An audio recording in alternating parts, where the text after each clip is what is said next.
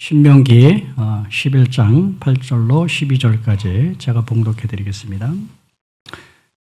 그러므로 너희는 내가 오늘 너희에게 명하는 모든 명령을 지키라. 그리하면 너희가 강성할 것이요 너희가 건너가 차지할 땅에 들어가서 그것을 차지할 것이며 또 여호와께서 너희의 조상들에게 맹세하여 그들과 그들의 후손에게 주리라고 하신 땅 곧 젖과 꿀이 흐르는 땅에서 너희의 날이 장구하리라.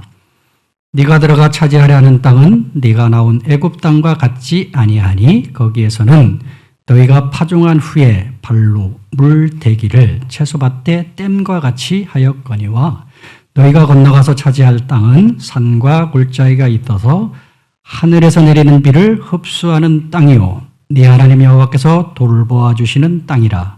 연초부터 연말까지 네 하나님 여호와의 눈이 항상 그 위에 있느니라. 아멘.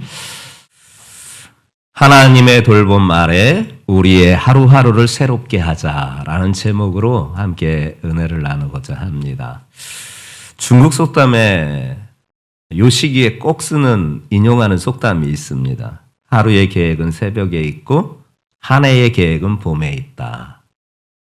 또 독일의 유명한 시인인 괴테도 첫 단추를 잘못 끼우면 마지막 단추를 끼울 구멍이 없다라는 말을 해주면서 새해가 어떻게 해야 되는지를 이렇게 의미를 부여하는 것을 보게 됩니다. 새해를 시작하게 되면 우리는 저마다 새로운 계획과 새로운 결심을 세우게 됩니다. 여러분들에게 짓궂은 질문을 하려고 합니다. 여러분들 올 새해를 맞이하면서 어떤 새로운 계획과 어떤 새로운 결심을 하셨나요? 제 개인적으로는 저보다 연배가 선배이신 우리 성도님들도 많으나 저도 이제 반백년 이상을 살다 보니까 나이가 들면 들수록 새해를 맞이해도 그렇게 크게 계획을 세우고 또 결심을 한다든가 하는 것은 조금 줄어드는 것 같아요. 어제가 오늘 같고 오늘이 또 내일 같은 삶의 연속이 아닌가 하는 생각을 해서 저는 특별한 계획을 이렇게 세우지는 않아요. 근데 젊은 시절에 저도 역시 새해가 되면 연말 때부터 내년엔 뭘 해야 되겠다 하면서 새로운 계획도 세우고 그에 대한 결심도 갖기도 합니다. 근데 제가 올해는 늘 요맘때 갖는 마음 중에 하나가, 결심 하나가, 계획 하나가 건강을 위해서 운동을 좀 해야 되겠다. 제 오랜 수건 사업이 다이어트 아닙니까? 그래서 올해도 늘 좀 이렇게 운동을 하는 게 습관이 되어야 되겠다 싶어서 올해도 건강을 위해서 운동을 해야 되겠다 했는데요. 벌써 며칠이 흘렀어요. 그래서 내일부터 하려고 합니다. 여러분은 어떤 계획을 갖고 어떤 결심을 갖고 이 한 해를 시작하십니까? 저처럼 누군가는 건강을 위해서 운동을 결심하신 분들도 있고 또한 누군가는 또 사람들과의 관계 회복을 위해서 어떤 또한 일들을 계획하는 일들도 있고 누군가는 또 새로운 일을 해야 하는 일에 도전을 하는 등 여러 가지 소망을 두고 결심하는 이 시기인 줄 압니다. 그런데 이러한 결심이, 이러한 계획이 연말까지 이어지는 경우를 저를 보면서도 보면 드물더라고요. 늘 연초에 운동해야지 하는데 많이 가야 석 달 가더라고요. 연말까지 가지를 못하더라고요. 우리의 그 계획과 결심이 연말까지 이어지는 경우는 그리 드문 것 같습니다. 아마 우리의 의지가 약하고 또한 세상의 도전이 끊임없이 찾아오기 때문일 것입니다. 그럼에도 불구하고 우리는 이 시기에 소망을 가지고 이 한 해를 기대를 품고 믿음으로 나아가야 되는 줄 믿습니다. 오늘 본문에 약속의 땅을 앞에 둔 이스라엘 백성에게 모세가 하나님의 명령을 지켜라는 이 권고로 가득 차 있거든요. 또한 더불어서 하나님이 약속하신 땅과 애굽의 땅이 완전히 다르다라는 것을 설명해 주면서 하나님의 약속의 땅은 하나님의 돌보심으로 살아갈 수 있는 땅이다 라는 것을 소개하고 있습니다. 이 말씀에서 하나님의 돌보심이 어떻게 우리의 매일매일을 채워야 하는가를 우리에게 알려주고 있습니다.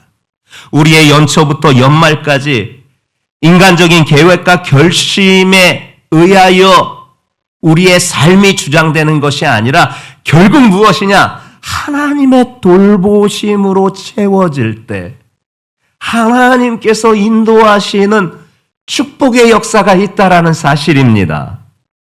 이 시간 이 하나님의 돌보심 속에서 우리의 하루하루를 어떻게 새롭게 나가야 되는지를 함께 살펴보며 다시금 마음의 소망을 품습니다.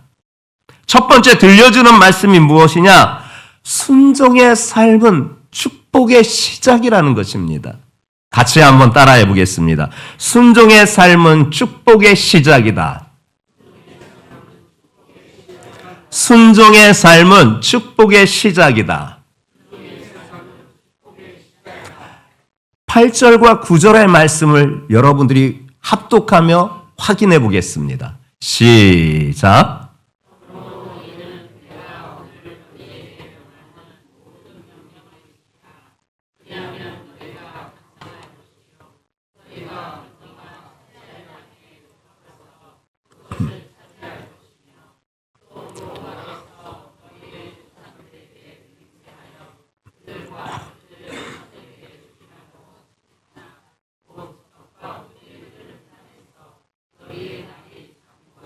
아멘. 요 두 절 말씀의 핵심 키워드 한 문장을 뽑자면 모든 명령을 지키라. 이 말씀이에요. 이 말씀. 모세가 지금 이스라엘 백성들에게 모든 말씀을 지켜라. 이렇게 지금 권고하고 있는 거거든요. 여기서 모든 말씀은 누구의 말씀인가? 하나님의 모든 말씀을 지켜라. 모세가 이 말을 지금 약속의 땅을 눈앞에 둔 이스라엘 백성들에게 강력하게 권고해 주는 말씀이거든요. 왜냐? 약속이 있다라는 거예요. 하나님의 모든 말씀을 지키면 하나님께서 약속하신 바가 있다라는 거예요. 그 첫 번째가 무엇이냐? 강성이라는 겁니다. 그리고 땅을 차지하게 된다라는 것입니다. 셋째, 그 땅에서 장구하게 된다라는 것입니다. 이 세 가지 축복을 해주시고 있는 거예요. 그래서 우리는 이 말씀에서 깨닫는 바가 무엇이냐? 하나님의 명령에 순종하는 것이 축복의 통로임을 알게 된다라는 것입니다. 이 축복은 하나님께서 약속하신 유업을 받게 되는 은혜가 포함되어 있다는 것입니다. 우리 주변을 살펴보면 순종의 삶이 축복으로 이어지는 많은 사례들을 우리 가운데서도 발견하잖아요. 순종의 삶을 살았더니 하나님께서 이렇게 축복해 주셨다고 간증하는 우리 주변에 우리의 믿음의 동료들을 통해서도 수도 없이 많이 듣는 이야기잖아요. 근데 이게 근거가 없는 말씀이 아니에요. 하나님의 말씀 성경 안에 수많은 사례들이 이 말씀을 우리에게 소개하고 있어요. 대표로 오늘은 한 사건만 소개하려고 합니다. 엘리야와 사르밧 과부의 모습을 통해서 우리가 알 수가 있습니다. 저 아합과 이세벨 시대에 하도 우상 숭배가 심하니까 하나님께서 그 땅에 3년 6개월 동안 흉년, 가뭄을 주시거든요. 그 기간 동안 엘리야 선지자는 하나님께서 피하게 하셔서 그릿 시냇가에 가서 물이 마를 동안 그곳에 거주하면서 피하게 됩니다. 결국 그 그리 시냇가도 다 마르게 돼요. 그러니까 하나님께서 그에게 명령하십니다. 시돈 땅으로 가라. 시돈 땅에 들어가서 사르밧이라는 동네에 가라. 거기 가면 한 과부를 만날 것인데 그와 함께 기거해라. 이렇게 명령하시는 거예요. 아니 이왕이면 이스라엘 땅에 있게 하시지 왜 이방 땅인 시돈에, 그것도 그렇게 나를 죽이려고 그렇게 눈을 부릅뜨고 있는 이세벨 고향 그 시돈 땅에 하필이면 가라고 하시는지. 이왕이면 이스라엘 땅, 자기 조국의 땅에 머물게 하시면 얼마나 좋은데 하필이면 원수의 땅, 나를 죽이려고 눈에 불이 난 그 여인의 고향에로 가서 그곳에 한 동네에 기거하라니. 근데 이 엘리야는 그 말씀에 순종합니다. 그래서 이스라엘 경내가 아닌 이방인 땅인 특히 이세벨의 고향이었던 시돈 땅, 그것도 시돈 땅에 들어갔더니 사르밧이란 동네에 가게 되지요. 그곳에서 들어가자마자 한 과부를 만나게 됩니다. 그에게 요청합니다. 내가 너무 배고프니 나를 위해서 조그만 떡 하나 좀, 빵 좀 이렇게 만들어 달라고 그렇게 요구합니다. 근데 이 여인은 들어가서 마주친 그 모습은 이미 기력이 다 쇠한 가운데에서 조그만 나뭇가지들을 주우고 있는 거예요. 아마 그걸 불 떼려고 하는 것 같아요. 여인이 이야기합니다. 이 나뭇가지를 주워다가 집에 한 움큼의 가루와 기름병에 기름 조금 남았는데 마지막 요기를 아들하고 하고 죽으려고 합니다. 그녀의 그 간절함은 어떻게 표현할 수가 없을 것 같아요. 그런데 엘리야가 그래 알았다. 나를 위해서 먼저 그거 가지고 조그만 떡을 만들어다가 나 좀 먹게 해다오. 그런 다음에 네가 먹어라. 먹을 게 어딨어. 근데 그에게 얘기합니다. 하나님께서 약속하셨다.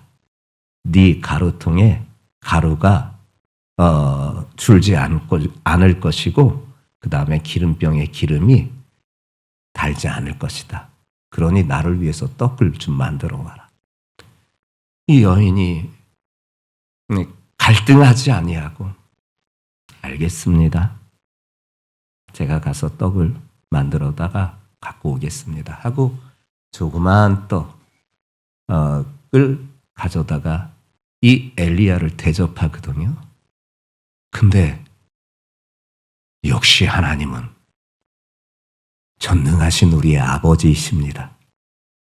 약속하신 것을 결코 변개 안 하시는 분이십니다. 엘리야를 그렇게 마지막 식찬을 그에게 대접했더니 그 순종이 어떤 결과로 다가왔느냐? 가루통에 가루가 넘쳐나는 거예요. 그리고 기름병에 기름이 넘쳐나는 거예요. 언제까지 약속하셨는데 그게 언제까지냐? 흉년이 끝날 때까지라고 하는데 정말 그 날이 계속되는 거예요. 하나님의 역사이셨습니다. 열왕기상 17장 16절이 그 말씀을 우리에게 분명히 소개하고 있습니다. 함께 합독해 볼까요? 시작.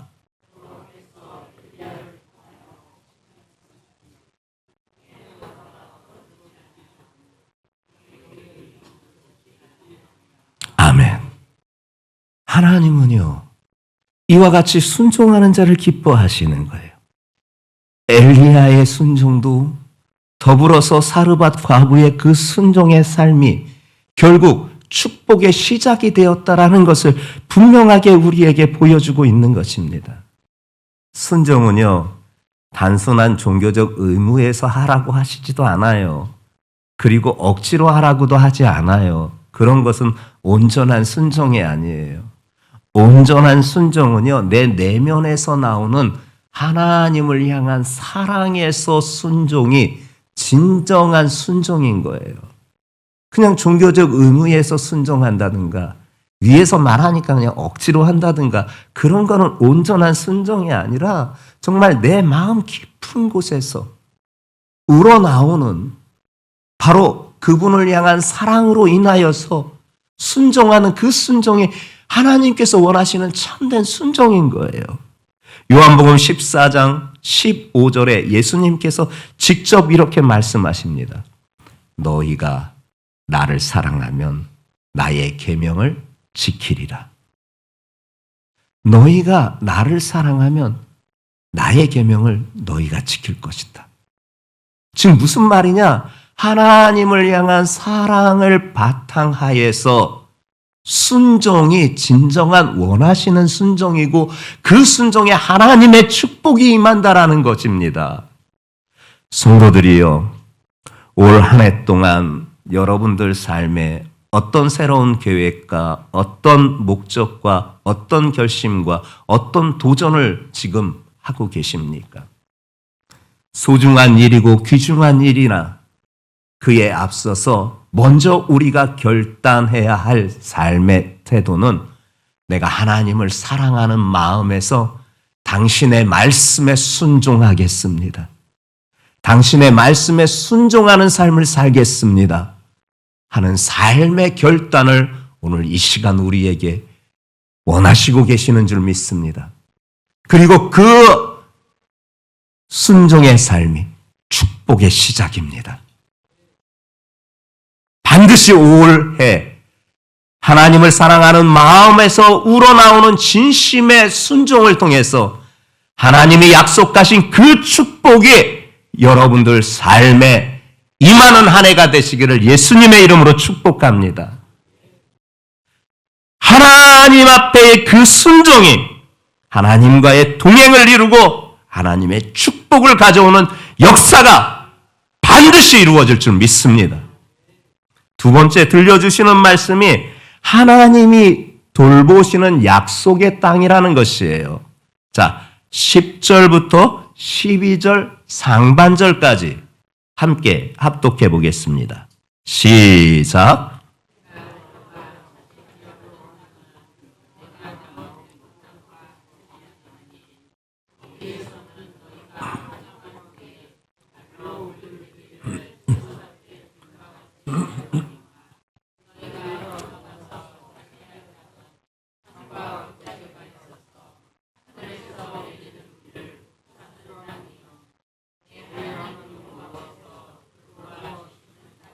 아멘.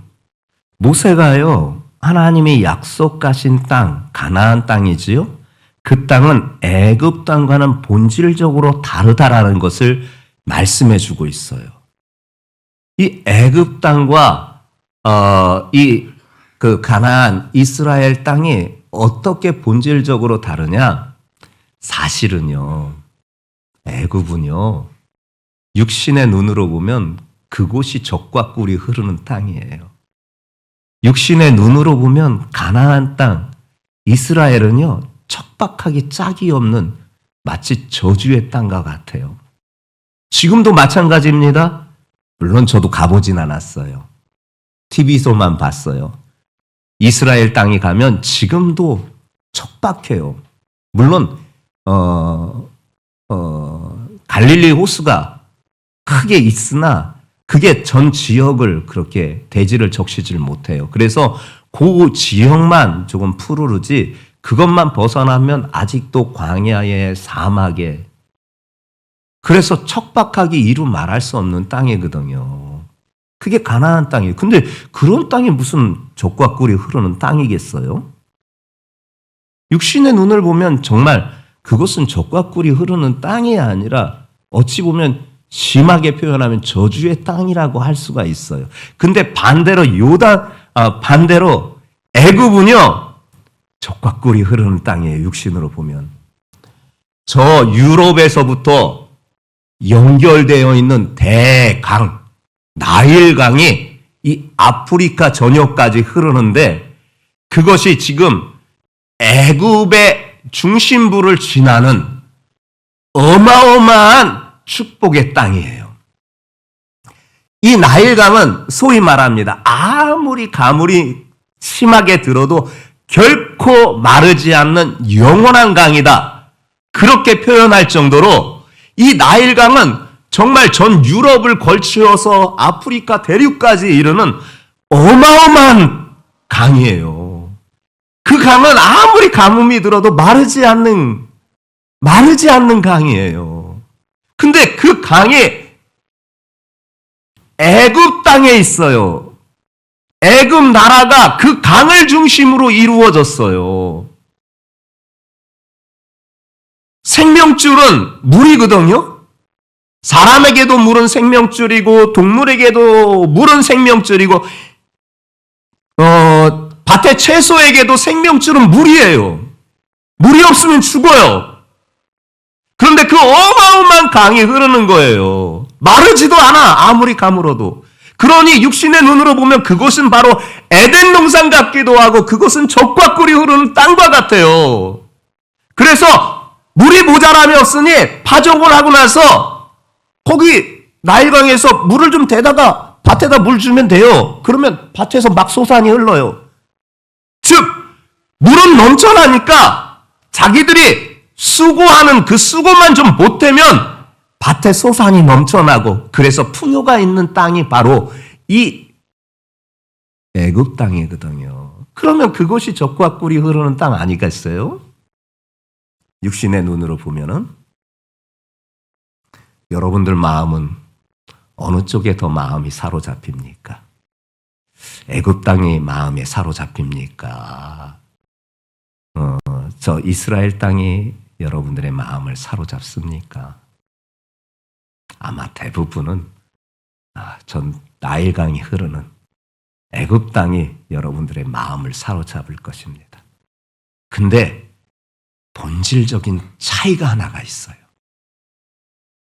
육신의 눈으로 보면은 에덴 동산 같고 또한 젖과 꿀이 흐르는 그 나일강이 있는 애굽이지만 육신의 눈으로는 척박하고 또한 그렇게 광야와 사막이 있는 그런 땅이지만 영으로 보게 되면은 그 가나안 땅이 바로 젖과 꿀이 흐르는 땅이라는 것입니다.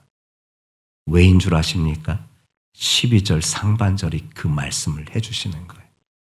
네 하나님 여호와께서 돌보아 주시는 땅이라. 맞아요. 육신의 눈에 보았을 때는 그렇게 좋아 보이는 애굽. 그러나 그곳은 영으로 볼 때는 온전하지 않은 거예요. 비록 척박한 곳이었으나 하나님이 돌보심이 있는 땅, 그 땅이 젖과 꿀이 흐르는 땅인 거예요. 성도들이요, 이 말씀을 통해서 우리가 무엇을 알 수 있는가? 우리의 삶이 스스로의 능력과 노력과 수고와 때로는 계획을 통해서 유지될 수도 있으나 그건 세상적인 방법이에요. 물론 우리가 열심히 일해야 돼요. 최선을 다하기도 해야 돼요. 그러나 모든 결과는 하나님의 손에 달려있는 것입니다. 이 신명기에 이 모세가 우리에게 들려준 것은 우리에게 새로운 관점을 제시해 주는 거예요. 애굽을 사모할래? 약속의 땅을 사모할래? 애굽은 풍요가 약속되어 있는 풍요가 넘치는 곳인데 약속의 땅은 척박한 곳이야. 너희들 어떻게 할래? 그런데 다른 게 하나가 있어. 본질적으로 다른 게 하나가 있어. 애굽의 땅은 하나님이 돌보시는 땅이 아니야. 척박한 가나안 땅은 하나님이 돌보시는 땅이야. 새로운 관점을 이스라엘 백성들에게 지금 깨우쳐 주는 거예요.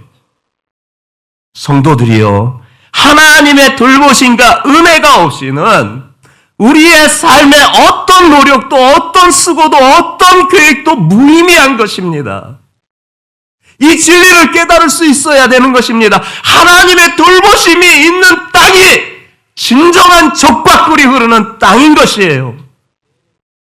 올 한 해가 여러분들의 삶에 하나님의 돌보심과 은혜가 충만하시기를, 그래서 젖과 꿀이 흐르는 한 해가 되시기를 예수님의 이름으로 축복합니다. 잠시 육의 눈으로 볼 때는 척박해 보이고 적막해 보이고 무엇 하나 살지 못할 것 같은 그런 땅으로 보이지만 하나님이 돌보시면 그곳에 역사가 나는 것입니다. 하늘에서 비가 내려도 산과 골짜기가 있어 땅으로 흡수하여 그게 좀 고여야만 웅덩이가 지고 저수지가 되어 호수가 되어야만 그 물을 쓰겠는데, 그런 땅이 아닌 그냥 흡수해버리는 그런 땅이지만 하나님이 돌보심이 있는 땅이에요. 그곳이 젖과 꿀이 흐르는 땅이에요. 예수님께서 마태복음 6장 26절에 이렇게 말씀하고 있습니다. 공중의 새를 보라. 심지도 않고 거두지도 않고 창고에 모아 들이지도 아니하되 너희 하늘 아버지께서 기르시나니 너희는 이것들보다 귀하지 아니하냐. 예수님이 이렇게 말씀하세요. 이 말씀은 하나님의 돌보심과 은혜가 일시적인 필요를 넘어서 우리의 삶 전체를 차지하고 있다라는 거예요. 우리의 삶 전체가 하나님의 돌보심과 은혜가 아니면 살 수가 없는 거예요. 그래서 은혜 아니면 우리가 살 수가 없는 거예요. 성도들이요, 하나님의 돌보심의 삶의 특징이 무엇인 줄 아십니까? 의미 있는 기다림입니다. 하나님의 약속은 반드시 이루어지며 그 과정에서 우리의 믿음은 자라고 하나님의 섭리는 드러날 것입니다. 그래서 우리의 기다림은 의미 없는 기다림이 아니라 의미 있는 기다림으로 하나님을 돌보심을 바라는 삶인 줄 믿습니다. 그분을 신뢰할 때, 그분을 신뢰함으로 기다릴 때 하나님은 그 땅을 축복의 땅으로 만들어주시고 축복을 약속하고 있는 줄 믿습니다. 우리의 삶은 어떻습니까? 스스로 무언가를 이루려고 안간힘 쓰고 있지는 않습니까? 그 일도 필요합니다. 최선의 노력을 다하십시오. 그러나 하나님의 돌보심, 그분의 은혜가 충만하기를 날마다 사모하며 기도하는 성도들 되시길 바랍니다. 하나님의 돌보심과 하나님의 은혜가 충만한 삶이 하루하루의 삶에 채워질 때 하나님의 놀라운 축복이, 역사가 나타나는 줄 믿습니다. 하나님의 약속의 땅은 여전히 우리 앞에 오늘도 열려 있습니다. 이 땅에서 하나님의 돌보심과 은혜를 경험하는 것은 그분에 대한 신뢰가 있을 때 그 은혜를 경험하게 되는 것입니다. 잠언 3장 5절과 6절에 우리에게 분명하게 말씀하는 바가 있습니다. 너는 마음을 다하여 여호와를 신뢰하고 네 명철을 의지하지 말라. 너는 범사에 그를 인정하라. 그리하면 네 길을 지도하시리라. 여호와 하나님을 신뢰하래요. 네 명철 의지하지 말고요. 그러면 네 길을 지도해 주신대요. 범사에 그분을 인정하래요. 그러면 내 길을 지도해 주신대요. 우리 그분을 신뢰하는 마음으로 그분의 돌보심과 그분의 은혜를 사모함으로 올 한 해가 여러분 젖과 꿀이 흐르는 축복의 해가 되시기를 예수님의 이름으로 축복합니다. 근데 그 축복이 일시적이만 이루어지는 복이 되면 안 되잖아요. 그래서 마무리 12절 중반절 이하의 말씀을 들려주고 있는 거예요. 연초부터 연말까지 네 하나님 여호와의 눈이 항상 그 위에 있느니라. 이 같은 복이 여러분들에게 임하시기를 예수님의 이름으로 축복합니다. 한 해를 시작할 때는 누구나 희망을 품습니다. 하지만 시간이 흐르면 예상치 못한 어려움도 또한 실패도 만나게 되어서 희망이 희미해집니다. 그 순간 우리가 붙들어야 될 이 말씀이 무엇이냐? 연초부터 연말까지 네 하나님 여호와의 눈이 항상 그 위에 있느니라. 이 말씀을 붙잡는 것입니다. 하나님께서는 우리의 삶을 그냥 방관하시지 않습니다. 일부만 돌보시는 분이 아니십니다. 그분의 눈은 연초부터 연말까지 우리의 삶을 지키시고 일마다 때마다 필요한 은혜를 공급하여 주시는 줄 믿습니다. 우리가 파송한 선교사 부부가 몇 달 전에 왔잖아요. 그 선교사가 이렇게 앞에 서서 선교 보고를 하는 내용을 여러분들이 들었을 것입니다. 10명이잖아요. 부부 2분과 자녀 8사람. 안 놀래네. 진짜요. 이렇게 가슴으로 품은 아이들이 아니라 진짜 자기 아이들이 8이잖아요. 다 데리고 지금 이집트에 가 있잖아요. 우리가 파송해서 지금 가 있는데. 몇 달 전에 와서 우리 남자 우리 선교사분께서 김용현 선교사께서 이렇게 선교 보고를 하는 걸 들었잖아요. 갔더니 새로운 사역으로 부르심을 받아서 갔는데 아이고 언어의 장벽도 그리고 문화의 그 장벽도 차이가 너무 커서 그리고 환경의 변화도 너무 커서 참 어려움이 많습니다. 또 벌써 몇 년이 지났는데 특별한 성과도 보이지 않는 듯하여서 조금 좌절감도 들었습니다. 그런데요, 하나님의 약속을 의지하고 하루하루를 인내하면서 그 자리에서 최선을 다했더니 몇 년이 지난 지금 그곳에서 하나님 나라의 열매가 조금씩 맺어지고 있습니다. 그러면서 이런 고백을 하였습니다. 하나님께서 우리의 걸음을 하나하나 인도하시며 우리가 보지 못한 순간까지 돌보셨습니다. 성도들이여, 종종 우리는 두려움을 느낍니다. 염려도 생깁니다. 하지만 우리의 시선을 하나님께로 돌리면 두려움은 신뢰로 바뀌게 됩니다. 염려는 평안으로 바뀌게 되는 것입니다. 시편 121편 3절에서 8절 말씀하고 있습니다. 여호와께서 너를 실족하지 아니하게 하시며 너를 지키시는 이가 졸지 아니하시리로다. 이스라엘을 지키시는 이는 졸지도 아니하시고 주무시지도 아니하시리로다. 여호와는 너를 지키시는 이시라. 여호와께서 내 오른쪽에서 네 그늘이 되시나니 낮의 해가 너를 상하게 하지 아니하며 밤의 달도 너를 해치지 아니하리로다. 여호와께서 너를 지켜 모든 환난을 면하게 하시며 또 내 영혼을 지키시리로다. 여호와께서 너의 출입을 지금부터 언제까지? 영원까지 지키시리로다. 아멘. 우리의 시선을 하나님께 돌리면 두려움은 신뢰로 바뀌게 될 것입니다. 염려는 평안으로 바뀌게 될 것입니다. 연초부터 연말, 아니 그 사이의 모든 시간에 하나님은 쉬지 않고 일하실 것입니다. 당신의 백성이 누구보다도 잘 되기를 소망하시기 때문에 그렇습니다.